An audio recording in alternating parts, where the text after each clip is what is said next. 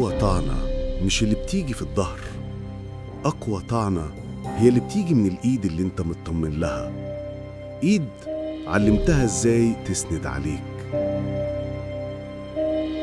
مساء الخير.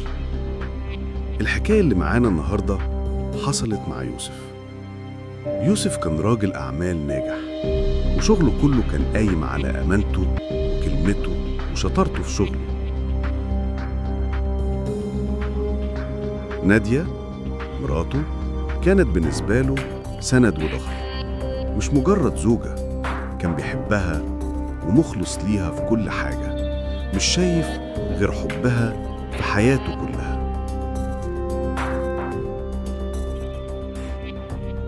يوسف كان مشغول جدا في تحضير أضخم مشروع في تاريخ شركته، مشروع كبير هيغير خريطة استثماراته كلها.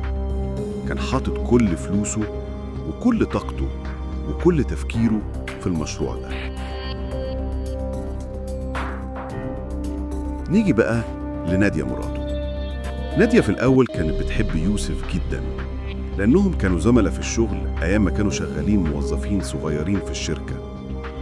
ويوسف ابتدى يلمع في الشركة ويبتدى يكبر وياخد مناصب قيادية في الشركة دي بسرعة الصاروخ. نادية قالت إذا ما كنتش قادرة إني أحقق النجاح بنفسي، فممكن أحقق النجاح ده من خلال يوسف. يوسف ده أفضل شخص ممكن يحقق لي طموحي وأحلامي. المشكلة بدأت بعد ما نادية اتجوزت يوسف بفترة.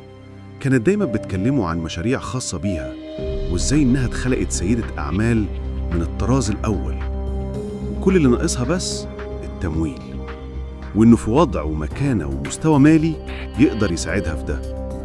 بس يوسف كان دايما بيوعدها ويأجل ويأجل ويأجل. ممكن يكون سبب التأجيل لأنه مش فاضي لتفاصيل مشاريعها، أو خايف من الخسارة، أو مش واثق فيها، الله أعلم. بس كان دايما بيحبها وشايف كل طلباتها ومخلص ليها جدا. إحساس نادية بأن يوسف مش مقدرها ومش مقدر قدراتها العالية ومش عايز يساعدها في تحقيق طموحاتها خلاها تكرهه.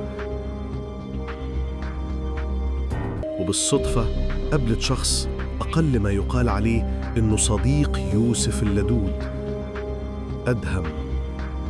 أدهم كان زميل نادية ويوسف القديم، وغريم يوسف اللي كان بيكرهه علشان شايفه دايما هو الشخص الناجح اللي كل الناس بتحبه. وأدهم ده مجرد موظف هلهولة، محدش عامله قيمة أو اعتبار، مع إنه شايف نفسه أحسن من يوسف 100 مرة. المهم، كأن القدر حب يجمع الأعداء ويوحدهم في طريق إنهم يفسدوا ليوسف حياته كلها. أدهم استغل نقطة ضعف نادية دي، واللي كان عارفها من زمان من أيام ما كانوا زملاء في شغلهم القديم، وبطريقة أو بأخرى قدر يبث سمومه في مخها، لدرجة إنه وعدها بشراكة فعلية تكون هي المتحكمة في كل شيء، مش مجرد زوجة رجل أعمال ناجح وأناني زي يوسف.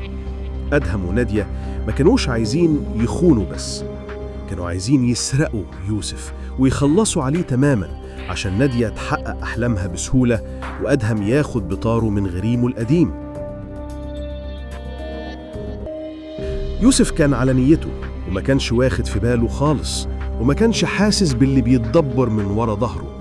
ولكن سبحان الله، مرة يوسف كان بيطبع أوراق المناقصة المهمة، لقى إيميل غريب وسط الإيميلات المطبوعة، والإيميل ده بالصدفة كان مبعوث من نادية لأدهم. الإيميل ده كان فيه تفاصيل لخطة سحب سيولة ضخمة من أرصدة حسابات المناقصة الكبيرة اللي كان يوسف بيحضر لها، وتفاصيل عن إنهم هيخلقوا له مشكلة مالية عشان ما يقدرش يسدد فلوس المناقصة اللي كان هيحط منها رأس المال المشروع الجديد اللي بيحضر له. يوسف قرأ الإيميل مرة واتنين وتلاتة وما قالش كلمة، قعد مكانه زي التمثال. وقتها فهم إن اللي بيواجهه ده مش مجرد خيانة من أقرب اتنين ليه، دي كانت خطة إجرامية متكاملة لضربه في أكل عيشه وسمعته، وإنه بعدها غالباً هيقضي فترة طويلة في السجن. هنا يوسف حس بمرارة وضيق ما حسش بيهم قبل كده في حياته.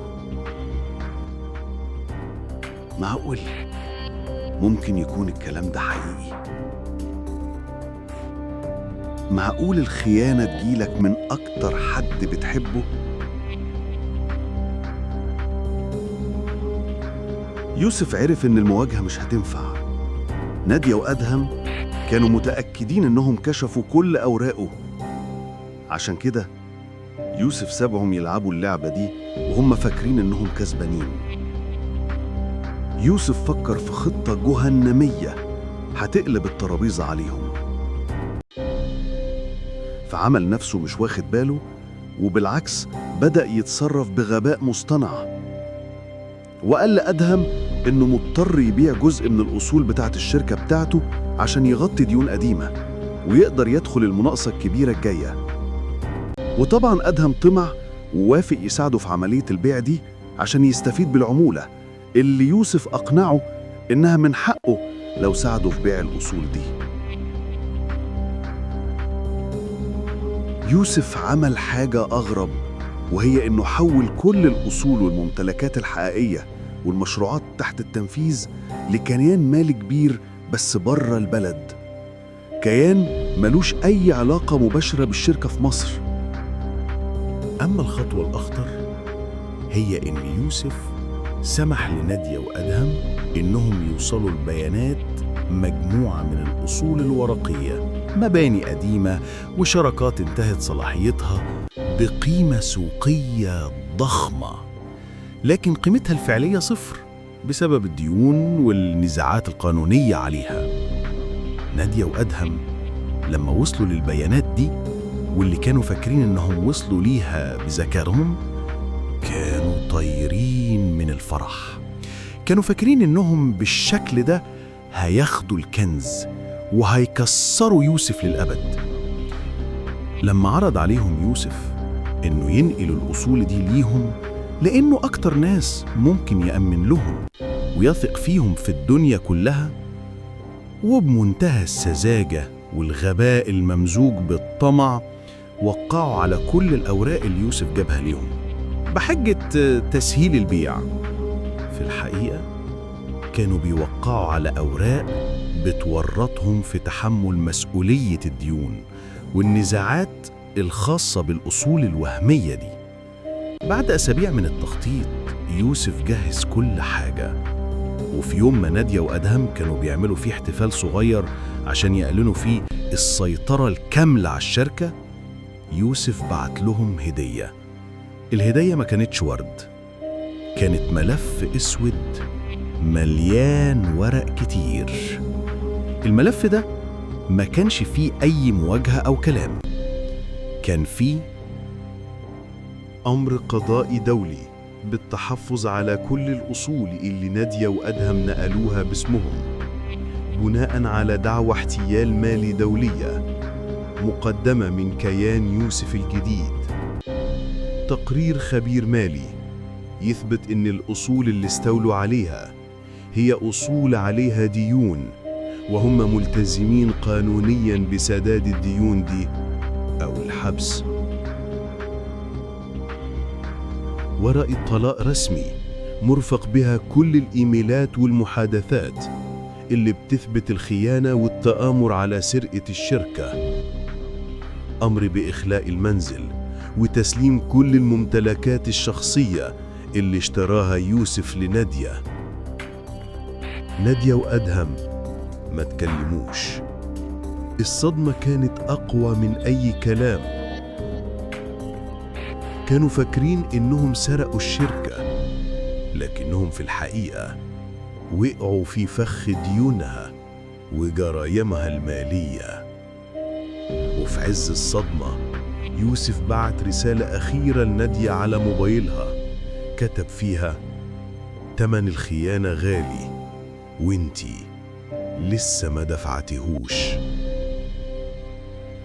ده كان كل شيء في قصة النهاردة أيها السادة الكرام، على وعد بقصة تانية وأحداث أقوى في اللي جاي. بس قبل ما نقول لكم سلام، شاركونا رأيكم، هل بالغ يوسف انتقامه ولا الخيانة اللي من النوع ده تستاهل النهاية دي. ومن تنسوش تعملوا لايك وشير للفيديو ده وتتابعونا على قناتنا على اليوتيوب. وآخر الكلام، سلام.